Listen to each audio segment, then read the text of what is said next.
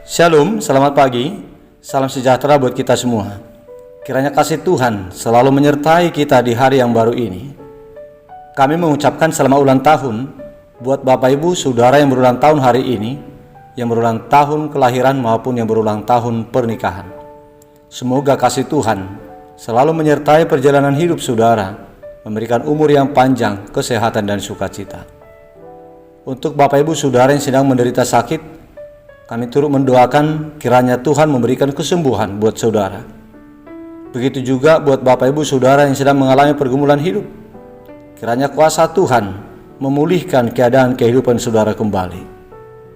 Bapak Ibu Saudara yang dikasihi Tuhan Yesus Kristus, sebelum kita mendengarkan firman Tuhan renungan hari ini, marilah kita terlebih dahulu memuji Tuhan dengan menyanyikan buku ND nomor 256 ayat 1.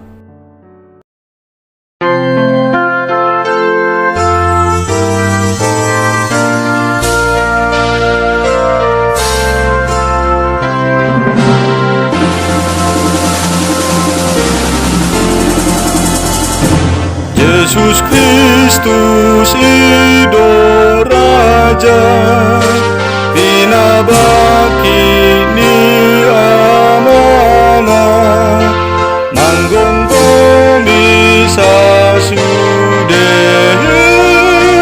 Manggung Bomisa Sude, Jalan Sahajol Mau, Ibanado martuhan parhato poton nabe parhato poton nabe.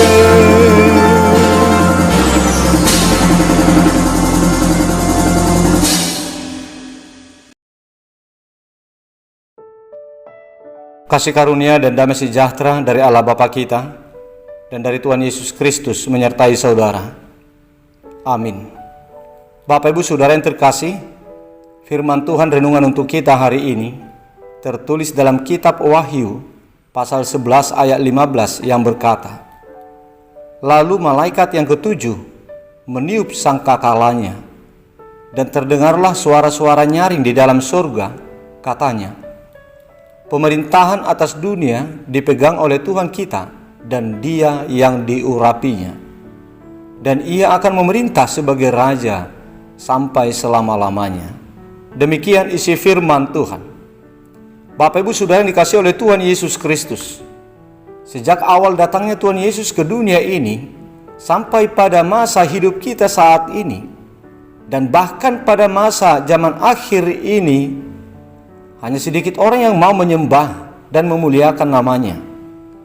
Yang banyak itu adalah orang-orang yang menganggap hina terhadap Tuhan Yesus.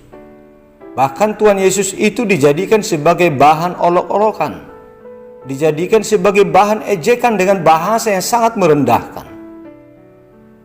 Pada masa kini, banyak orang yang menjadikan orang yang kuat menjadi raja atas dirinya.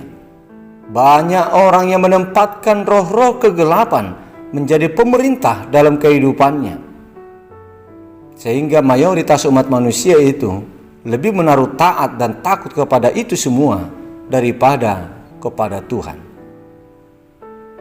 Namun walaupun demikian, masih ada juga dari antara umat manusia itu yang mau menaruh taat dan menaruh hormat serta takut kepada Tuhan, serta menjadikan Tuhan sebagai raja, pemerintah dalam hidupnya. Misalnya Yohanes yang menerima penglihatan, yang menerima wahyu ini.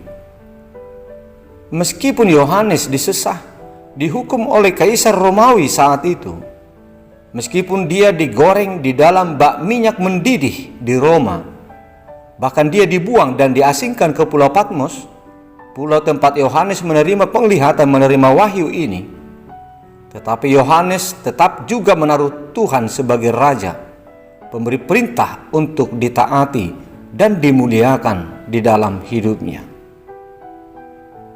Bagaimana dengan kita masing-masing jemaat Tuhan? Apakah kita termasuk ke dalam bagian kelompok kecil ini, yaitu kelompok orang yang menaruh Tuhan sebagai raja, pemberi perintah untuk kita taati? Jemaat Tuhan yang terkasih, salah satu dari antara penglihatan yang disampaikan oleh Tuhan kepada Yohanes adalah penglihatan tentang suara sangkakala ketujuh. Penglihatan itu adalah pemberitahuan awal tentang apa yang akan terjadi di masa yang akan datang. Dalam penglihatan itu, Yohanes melihat dan mendengar suara sangkakala yang ketujuh dibunyikan. Dan dalam penglihatan itu juga disampaikan bahwa masa menuai itu sudah tiba, yaitu masa penghakiman atas segala umat manusia. Amarah Tuhan telah tiba, dan orang-orang yang hidup dalam kejahatan diganjarinya dengan hukuman penderitaan yang kekal. Tetapi terhadap orang-orang yang takut akan Dia, kepada mereka diberikan kehidupan yang kekal yang penuh dengan sukacita di sorga sebagai upah.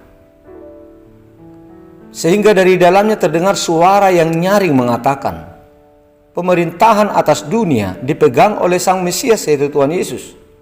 Dia akan memerintah sebagai Raja untuk selama-lamanya. Bapak, Ibu, Saudara, jemaat Tuhan yang terkasih, melalui renungan ini kepada kita telah disingkapkan rahasia tentang apa yang akan terjadi nanti di masa yang akan datang, di masa akhir dari segala zaman. Walaupun itu nanti terjadi pada saat kita sudah mati atau mungkin pada saat kita masih hidup, yang diwahyukan itu pasti akan terjadi. Ketika saat berbunyinya sangkakala yang ketujuh tiba, maka saat itu juga masing-masing manusia akan dihakimi menurut perbuatannya masing-masing. Bagi orang yang membuat Tuhan sebagai Raja untuk dimuliakan, sebagai pemerintah untuk ditaati dalam hidupnya selama hidup di dunia ini, maka dia akan ditempatkan nanti di tempat di mana Tuhan tampil sebagai Raja, yaitu di sorga. Tetapi bagi orang yang selama hidupnya menjadikan yang lain menjadi raja atas dirinya untuk disembah, untuk dimuliakan dan ditaati, maka kepada mereka akan diberikan tempat yang di dalamnya Tuhan tidak ada, yaitu di neraka. Oleh sebab itu, jemaat Tuhan yang terkasih, meskipun lebih banyak umat manusia yang tidak menganggap Tuhan sebagai Raja, bahkan yang menghina nama Tuhan, serta mengancam dan juga mendiskreditkan para pengikut Tuhan, mereka-mereka yang berusaha untuk menjelek-jelekkan atau memperlemah kewibawaan kita sebagai pengikut Tuhan, meskipun lebih banyak orang yang lebih memilih untuk menjadi warga kerajaan duniawi di lingkungan tempat dan waktu kita hidup saat ini, marilah kita tetap eksis sebagai pribadi-pribadi yang mempunyai dedikasi tinggi terhadap Tuhan sampai akhir hidup kita. Janganlah kiranya kita menjadi goyah dan berubah oleh pengaruh goncangan-goncangan orang-orang yang ada di sekitar lingkungan kita hidup. Hendaknya kita tetap kokoh dalam pendirian kita, menjadikan Tuhan sebagai Raja atas kita. Kokohlah dalam pendirian kita untuk memuliakan nama Tuhan dan menaruh rasa takut serta hidup taat kepada perintah Tuhan. Sebab ketika kita tetap setia menempatkan diri sebagai warga kerajaan yang tunduk kepada perintah Tuhan, maka kelak nanti ketika sangkakala ketujuh berbunyi pada penghakiman yang terakhir, kita akan ditempatkan di sorga. Sebab di sorgalah Tuhan memerintah sebagai Raja untuk selama-lamanya. Di sana akan terjadi sukacita yang besar, penderitaan sudah berlalu, siksaan sudah sirna, digantikan dengan kebahagiaan yang kekal. Oleh sebab itu, jemaat Tuhan, berdirilah kokoh, jangan goyah. Jadilah sebagai umat yang menempatkan diri kita berada di bawah perintah Tuhan.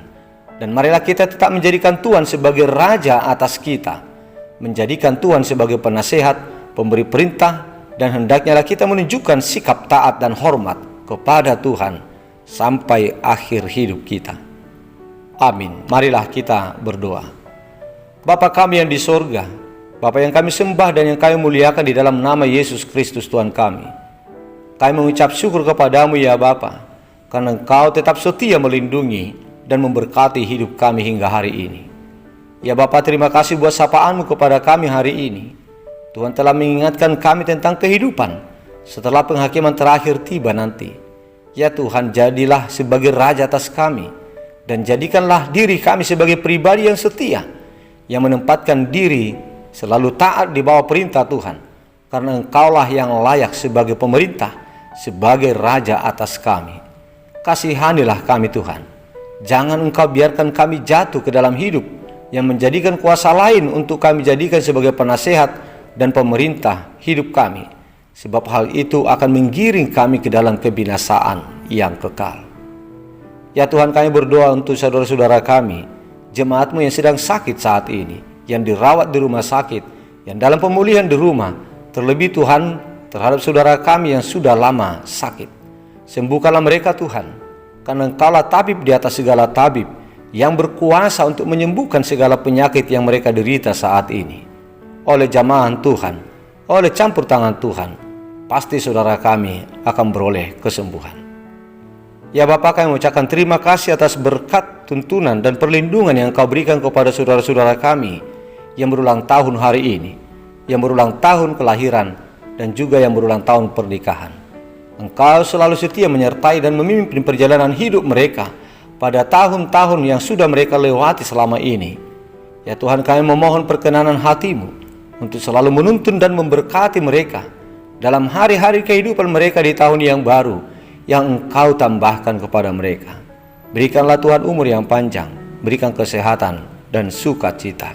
Ya Tuhan, lindungilah kami satu hari ini dalam menjalani hidup kami. Berikanlah berkat-Mu, berikanlah kekuatan atas kami dalam melakukan segala aktivitas kami. Terpujilah nama-Mu ya Tuhan di dalam perjalanan hidup kami, dan kuduskan, sucikanlah kami dari segala dosa-dosa kami, agar kami layak untuk menerima berkat-Mu. Di dalam nama Putra-Mu yang tunggal, Yesus Kristus Tuhan kami, dengarkanlah permohonan kami ini. Amin.